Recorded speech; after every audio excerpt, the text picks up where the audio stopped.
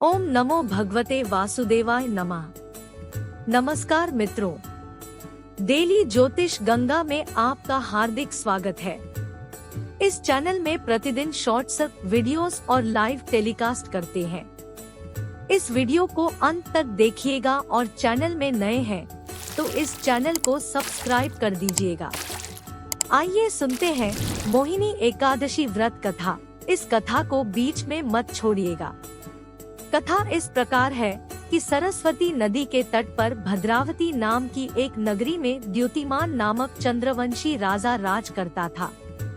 वहाँ धन धान्य से संपन्न व पुण्यवान धनपाल नामक वैश्य भी रहता था। वह अत्यंत धर्मालु और विष्णु भक्त था। उसने नगर में अनेक भोजनालय, प्याऊ, कुएं, सरोवर, धर्मशाला आदि बनवाए थे। सड़कों पर आम, जामुन, नीम आदि के अनेक वृक्ष भी लगवाए थे।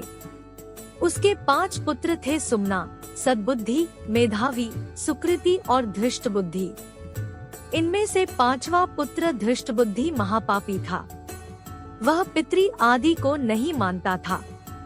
वह दुराचारी मनुष्यों की संगति में रहकर जुआ खेलता और भोगविलास करता तथा मांस मदिरा का सेवन करता था। इसी प्रकार अनेक कुकर्मों में वह पिता के धन को नष्ट करता रहता था। इन्हीं कारणों से त्रस्त होकर पिता ने उसे घर से निकाल दिया था। घर से बाहर निकलने के बाद वह अपने गहने कपड़े बेचकर अपना जीवन यापन करने लगा। जब सब कुछ नष्ट हो गया तो कुछ दिनों बाद दुराचारी साथियों ने उसका साथ छोड़ दिया। अब वह भूख प्यास से अति दुखी रहने लगा। कोई सहारा न देख चोरी करना सीख गया। एक बार वह चोरी करते पकड़ा गया तो वैश्य का पुत्र जानकर चेतावनी देकर छोड़ दिया गया, मगर दूसरी बार फिर पकड़ में आ गया।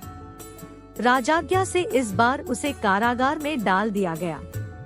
कारागार में उसे अत्यंत दुख दिए गए। बाद में राजा ने उसे नगरी से निकल जाने का कहा। वह नगरी से निकल वन में चला गया। वहाँ वन्य पशु पक्षियों को मारकर खाने लगा। कुछ समय पश्चात वह बहेलिया बन गया और धनुष बाण लेकर पशु पक्षियों को मार मार कर खाने लगा। एक दिन भूख प्यास से व्यथित होकर वह खाने की तलाश में घूमता हुआ कौंडिन्य ऋषि के आश्रम में पहुंच गया। उस समय वैशाख मास था और ऋषि गंगा स्नान कर आ रहे थे। उनके भीगे वस्त्रों के छींटे उस पर पड़ने से उसे कुछ सद्बुद्धि प्राप्त हुई। वह कौंडिन्य मुनि से हाथ जोड़कर कहने लगा कि हे मुने, मैंने जीवन में बहुत पाप किए हैं। आप इन पापों से छूटने का कोई साधारण बिना धन का उपाय बताइए। उसके दीन वचन सुनकर मुनि ने प्रसन्न होकर कहा कि तुम वैशाख शुक्ल की मोहिनी नामक एकादशी का व्रत करो। इससे समस्त पाप नष्ट हो जाएंगे। मुनि के वचन सुनकर वह अत्यंत प्रसन्न हुआ और उनके द्वारा बताई गई विधि के अनुसार व्रत किया। इस व्रत के प्रभाव से उसके सब पाप नष्ट हो गए और अंत में वह गरुड़ पर बैठकर विष्णुलोक को गया।